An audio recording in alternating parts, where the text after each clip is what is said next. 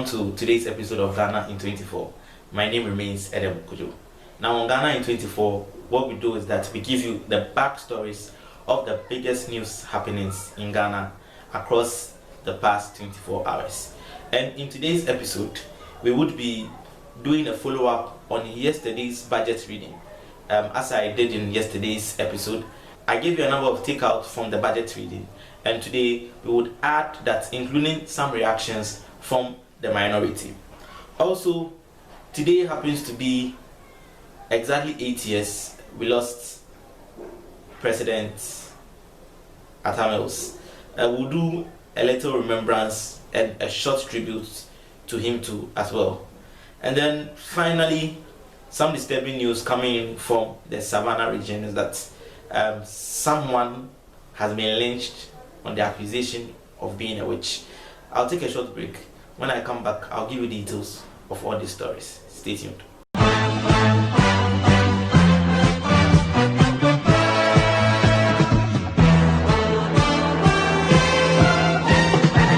So yeah, welcome back to Ghana in 24. And in my first story, I would like to ask you this question. Where were you exactly 8 years ago? I mean, on the 24th of July, 2012. Where exactly were you that day? Where exactly were you between the hours of 1 to 3 p.m. when news started trickling in that the then president, John Evans Fifi Atta-Mills, had passed on? Now, today happens to be exactly 8 years since we lost him. Well, earlier today, a special ceremony was done at the Adongo Park around the Christianborg Castle, or popularly called the Osu Castle, to commemorate this day. Now, he served as vice president under Jerry John Rawlings from January 1997 to January 2001.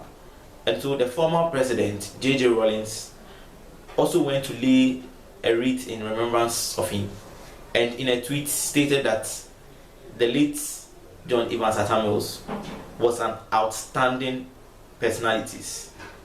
Well, if you do not remember, as I said earlier, he served as one-time vice president, and then in 2008 he was voted as the third president of the Fourth Republic of Ghana. Unfortunately, after 3.5 years in office, he gave up the ghost and was no more, becoming the first Ghanaian president to die whilst in office. Usually we would take a 1-minute silence to remember him, but I just wanted to take this short clip as we remember the late John Evans Fifi Atta-Mills on this day.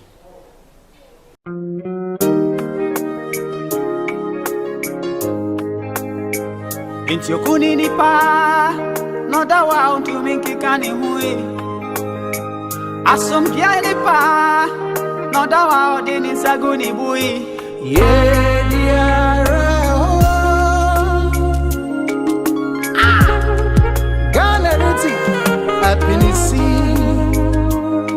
Oh yo Ye swepe pre Ye am sisien Tebo sas Mama into it Yeah diara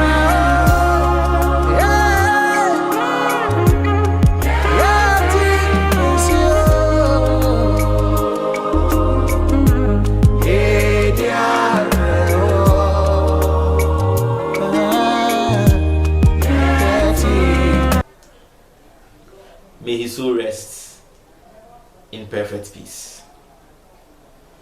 On this sad note, I want us to take a short break, and when we come back, we'll do the rest of the stories. Stay tuned.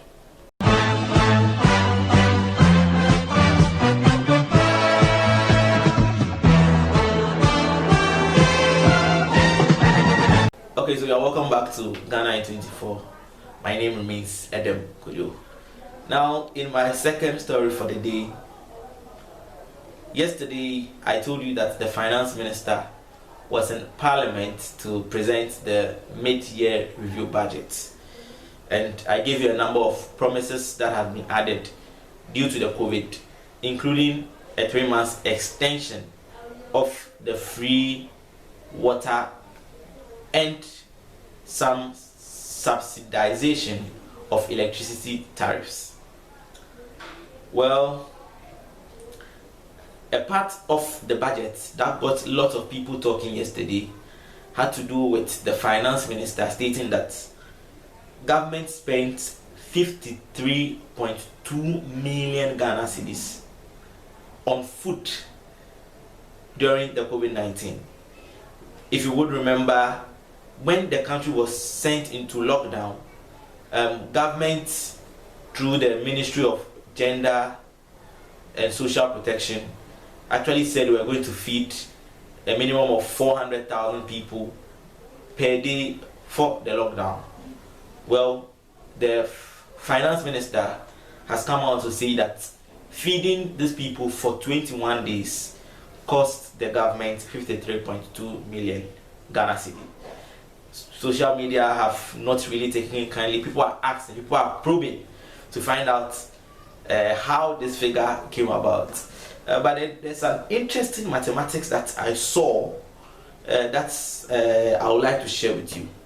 So a number of people went to Facebook, and this is what they said, that they didn't understand how 53.2 million was spent on food.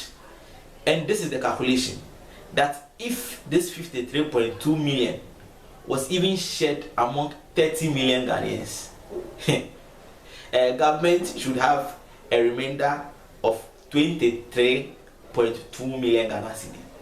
Yes, you got the math right. Someone is saying that if you share 53.2 million Ghana cedi among 30 million Ghanaians, government should still have a remainder of 23.2 million Ghana cedi. And that is the reason why he, for instance, doesn't understand how 53.2 million can be spent on just food. I don't know which mass formula was used to do this division. So if you have any help, kindly drop it in the comment section and let us know what you are thinking.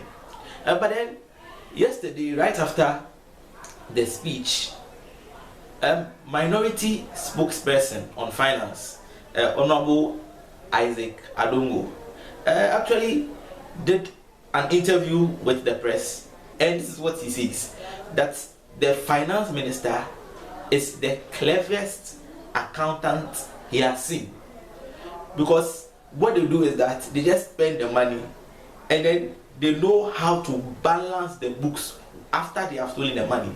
So he doesn't find a reconciliation, but this accountant always finds a way of making the books match, and so he's calling him a clever accountant and a thief. And then remember yesterday I told you the finance minister doesn't joke with his white and then his brown briefcase. Well, Honorable Adongo is saying that he should cut her some slack, that after they perform their nasty things in the dark, then they come out and then they wear white and then quote scriptures to us.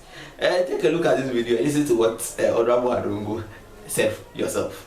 Can you now see when they come dressed in white and quoting the Bible what they do with the figures? When I call them Piccadilly, you don't understand.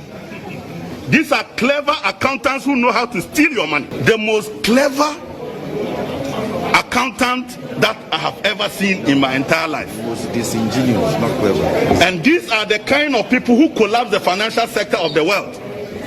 And we will not allow them to collapse the financial sector of this country. The Piccadillys must live with their white shirts and their unacceptable quote of the Bible when they do very nasty things in the dark. It's interesting, isn't it? But in some good stories from this COVID budget, as I call it, remember the president in one of his speeches said that he was going to build 88 district hospitals for districts that didn't have hospitals in their districts. Yes, Well, the finance minister is assuring us that these 88 hospitals will be given to local contractors. Now, this is some good news, as indeed we get to reinvest investment into the local scene. Now, talking about local contractors, if you would remember also, I told you about the 100-bed facility. That is the first ever Ghana Infectious Disease Center, which was being constructed by the private COVID-19 fund and the Ghana Army. And so that project, as I told you, was fully local. Well, today the building has finally been commissioned. It was commissioned by the Vice President, His Excellency Mahamudu Bawumia. And then we are seeing that moving forward, we would have a 100-bed facility to treat our infectious diseases. As I told you the other time, the private COVID-19 fund are saying that they want to do another one in Kumasi, one in Tamale, and one in Takrade. And so they are encouraging us to join the 10 Ghana challenge, as they want us to just contribute 10 Ghana cedi towards the building of the remaining 3 projects. I hope we all contribute and make this a worthy cause. Now, in my final story, which is also very, very disheartening and sad news, a 90-year-old woman has been lynched on the accusation that she is a witch. This is incredible. In the 21st century, we find ourselves, people are still being beaten and lynched on the accusation that they are witches. Now, this incident happened at a place called Kafaba in the East Gonja district of the Savannah region. And this woman happens to be 90 years and over. And according to a reportage by TV3, they are saying that a soothsayer actually said the woman is a witch, and they tried forcing her to confess she was a witch. She kept saying she wasn't, and in the course of the lynching, she eventually died. Well, the Savannah Regional Police are looking for 2 women identified in the video lynching this woman to death. Today has since been a very bright episode, but as I always say, do remember to like, comment, and most importantly, subscribe and turn on the notification button. My name remains Adongo. Have a wonderful weekend, and see you, God willing, next week. Bye bye.